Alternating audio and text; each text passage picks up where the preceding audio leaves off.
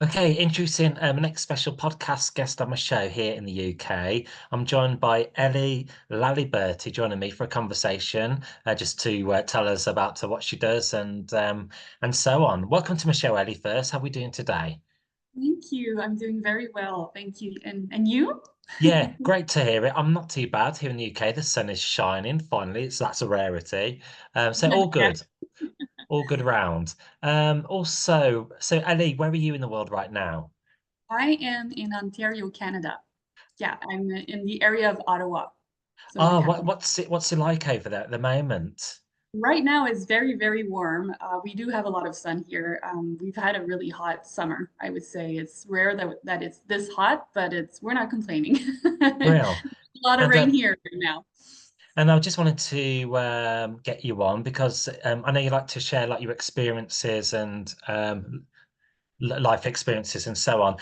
Looking at the backdrop of your Zoom screen there, it seems that you're an avid reader and an author as well, writer as well. Yes.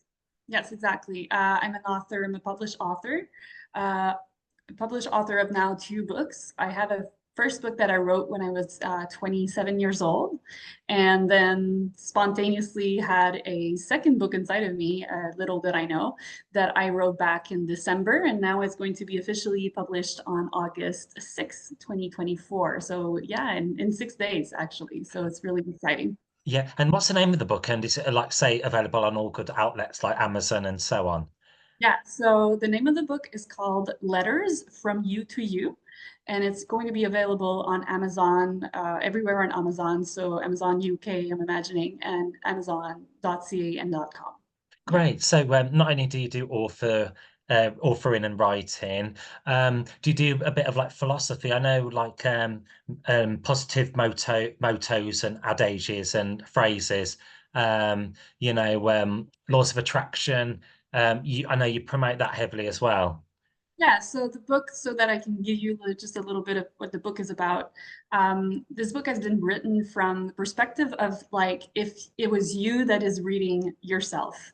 So it's composed of 21 letters. Instead of being chapters, it's letters, and it's all letters from your inner being. So for those who are not too familiar with the term inner being, you can also see it as your higher self.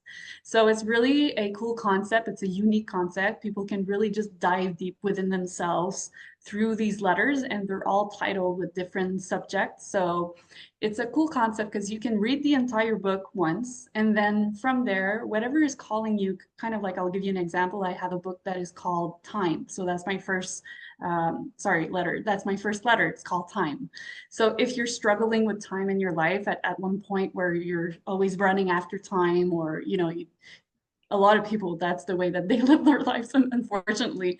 And you want to kind of find a release, like a relief with that. Well, you can just go ahead and go back to the book and just go, okay, well, right now I need some, some wisdom about time. What am I doing right now? And so you can go back to that letter and just revisit the letter and the subject, and that is going to be enough maybe for like a week. You don't have to go through the entire letters after. You can really just, reflect on one letter at a time after you if you want to read the book, the entire book, that's really, I recommend that. But I Mm. mean, once that's done, you can always go back to the book just to go and reflect on one letter at a time.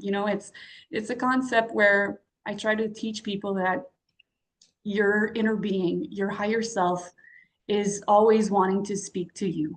And so it's really important to go back within and reflect on yourself and give that self love, and it's a really beautiful way to do it with those letters. And it's intimate, and there's a lot of compassion, a lot of truths in there. So yeah, I'm very excited to see what people have to say about it. Brilliant, exciting, very novel concept, as you say. And they do say there's not enough love in the world, and I suppose we're our own worst enemies in a way because we don't love ourselves enough. Not in an Exactly. egotistical way, but in a more kind of believing in yourself way. Exactly. Yes, absolutely. Yeah, right now, I mean, everybody can agree that the world is pretty chaotic outside, and what I'm trying to, make people reflect upon is sometimes people are going to blame a lot of the outside world, but they're not looking at their inside world. And because they're not looking at their inside world, they're being triggered by everything that is going outside of them. So this is a way for them to really, come back to who they are and come back to their truth and get back to their inner world so that they can be more at peace with the outer world. Because once you go within and you do make that work and you go and bring a lot of love to you and a lot of compassion, it's a lot easier to go and bring love and compassion to what you're seeing outside of you, and it affects you less as well. So right now, I think that there's a lot of people that are awakening, so it's a perfect time for people to be very curious about how to go about and go within. And then from there, they can absolutely make a shift as to have less stress with what is going outside in the world, and have more control with what is going inside of them, and take back their power. This is the book. It's all about that. Yeah. Of course, we live in such a fast-paced world of technology now, everybody on the move, and everything is so accessible these days. You can, grab food at a touch of a button, order a taxi.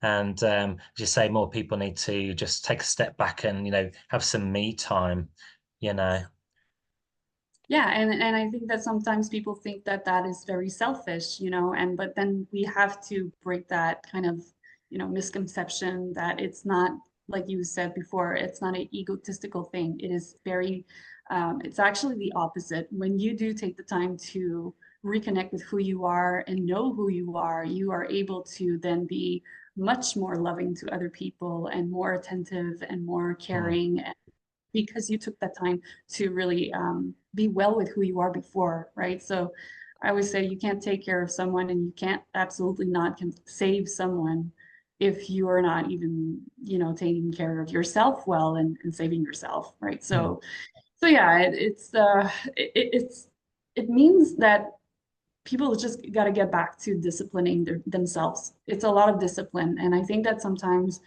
people get really overwhelmed with this inner work because they don't, they think that it's about doing a lot of things, which they may not be ready for. But like my book is about also being very simple with yourself, and it always starts with you. So you don't need to just go and do all of the things, yoga, meditation.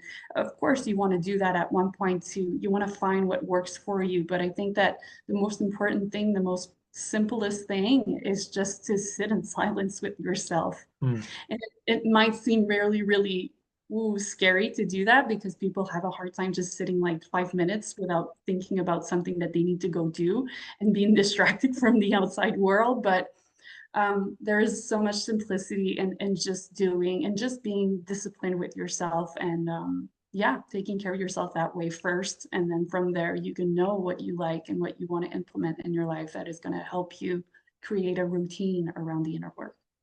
I put a life saying on one of my Facebook stories the other day. I think it was yesterday or the day before. And one of the things was like, stay in your own lane.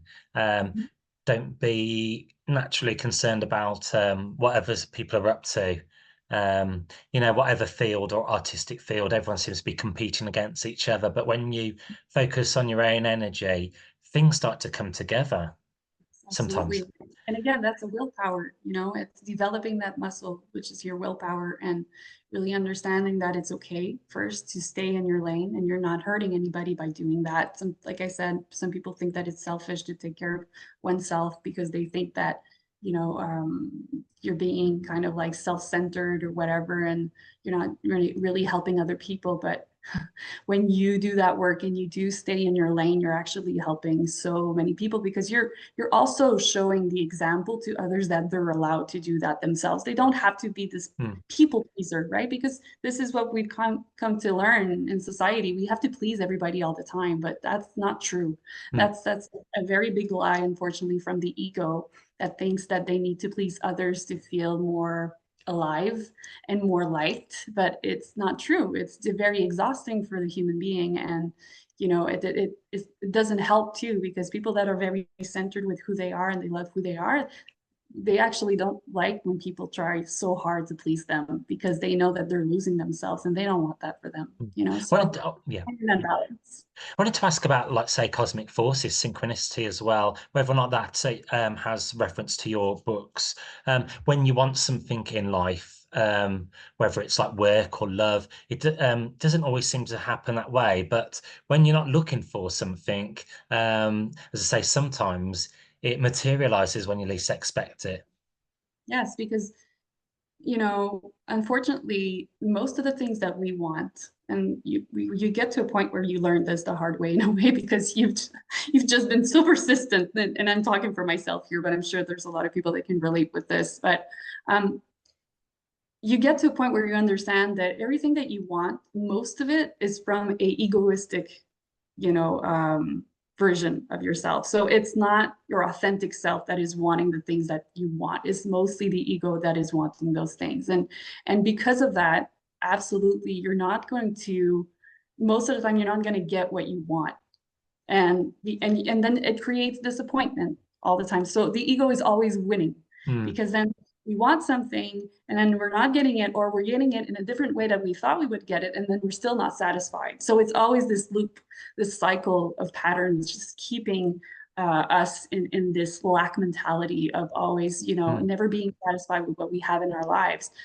But the universe, it the universe is going to give you what you need. It won't give you what you want. mm, Unless the thing that you want is aligned with who you are, but then you have to understand who you are before you can actually know what you really want, or mm, you know what is good for you. So the universe is always going to give you what you need. So it might not be something that you want, absolutely not, but sometimes you're going to be looking at that and say, wow, okay, I'm kind of happy that that happened this way, because I didn't think that this would have given me, you know, benefit, because I was kind of like wanting this thing from a place of lack, right? So yeah, it's very interconnected. Absolutely, my book is very interconnected with all of mm, the natural laws, and you know, when you read it, you understand. You put dots together, and I don't necessarily will talk about like the law of attraction in it, but you're going to read through the letters that it's all of it. A lot of it is about that, and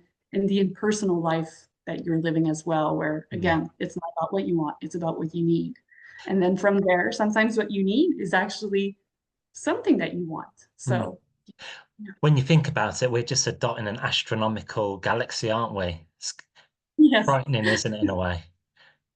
yeah, it is, but it's beautiful when you really sit back and you've gone through so much work, actually, that the fear of all of it is non-existent anymore, because you found peace, you know. Mm, So I think that now people are in great need of peace.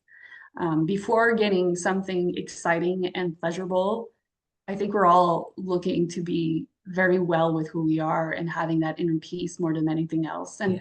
And you know, like the thing with wanting something usually is because we're not wanting the thing, we're wanting the feeling that comes with it.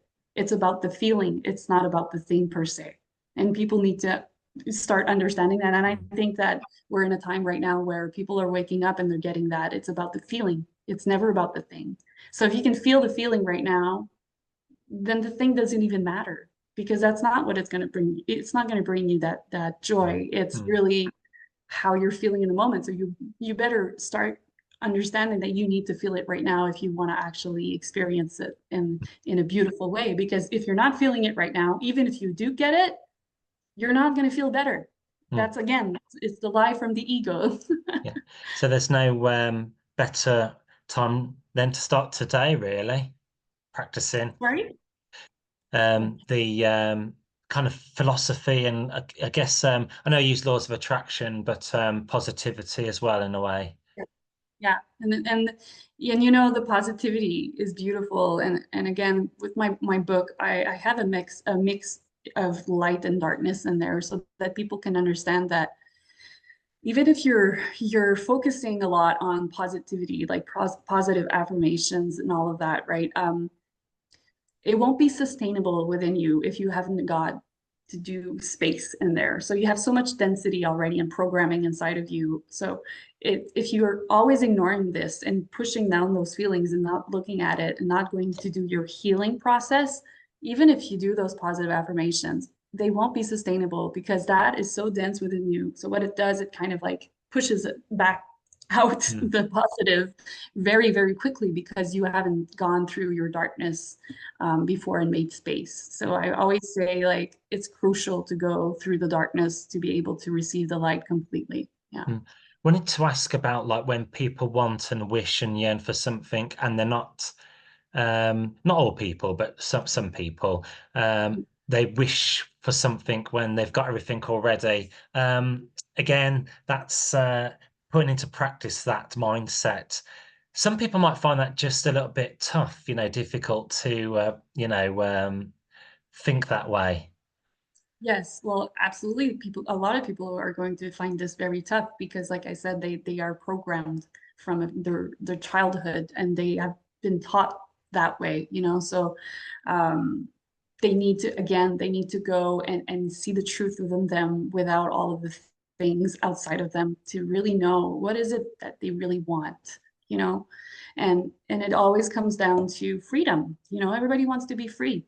And what is freedom for someone? And I do believe that freedom can be, explained in many different ways. But again, for me, it's very simple. Freedom is just being satisfied with where you are and being the most that you can in the present moment and get rid of the noise inside of you that causes you so much drama, so much anxiety, and just we're always trying to be okay. That's what we continue to do our entire lives, is just trying to be okay. But there's more to that. Because scrolling through social media, watching the news all the time can have an impact on, your mental well-being, physical health as well.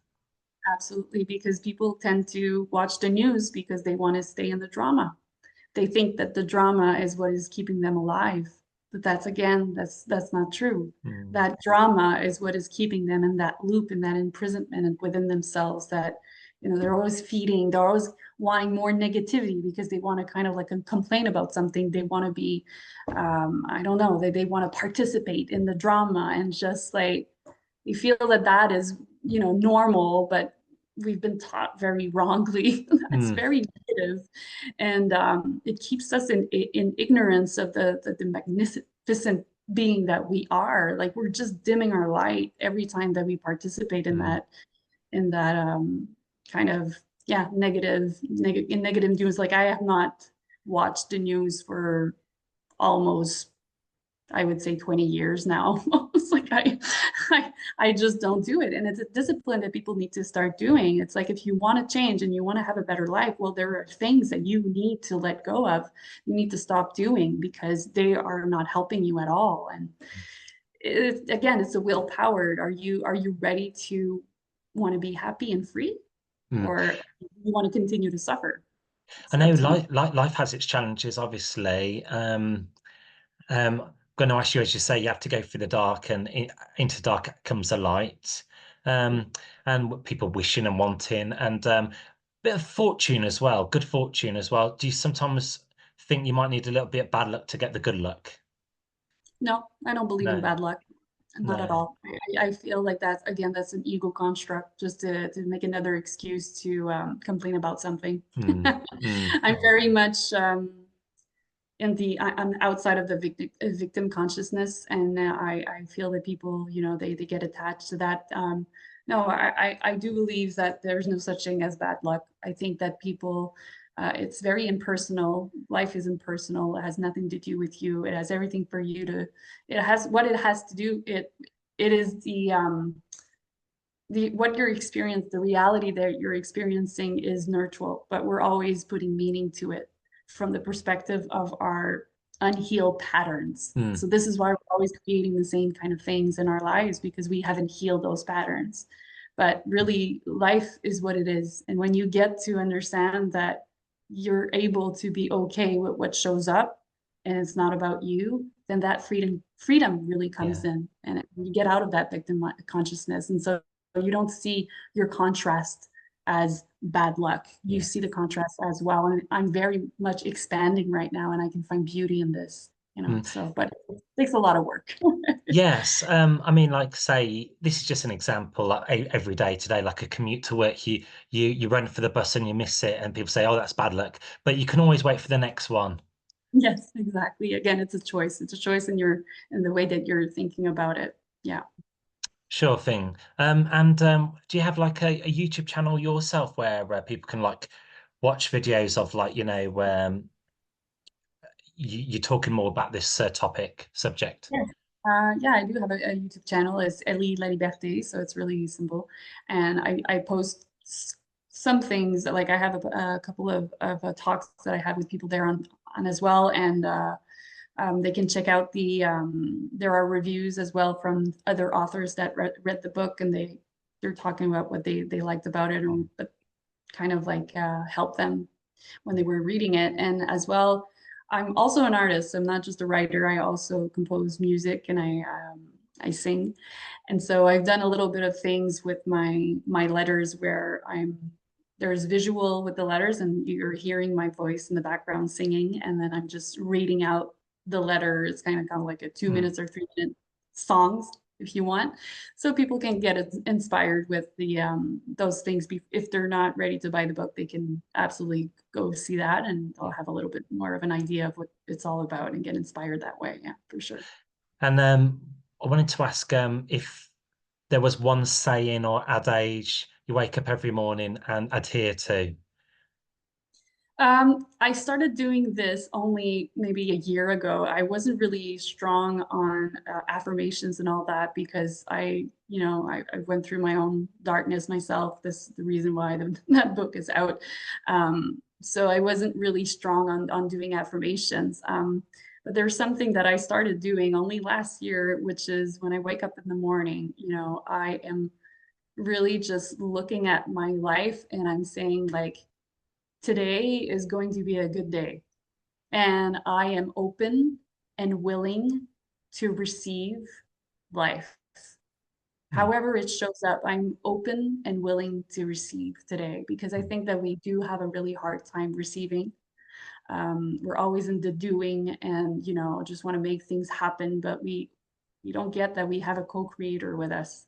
It's not just us doing everything. mm. We have a co-creator that's always there to guide us, and you have to be open for that. So when you wake up in the morning, anyways, for me, I really, really love to tell myself, like, I'm open and willing to receive today, Yeah. whatever that means. It's amazing. Another thing I usually do when I wake up in the morning, I put some music on, and it sets the day off on the right note. Absolutely. What music do you like to like put on or listen to? Is a bit of a mixture. Yeah.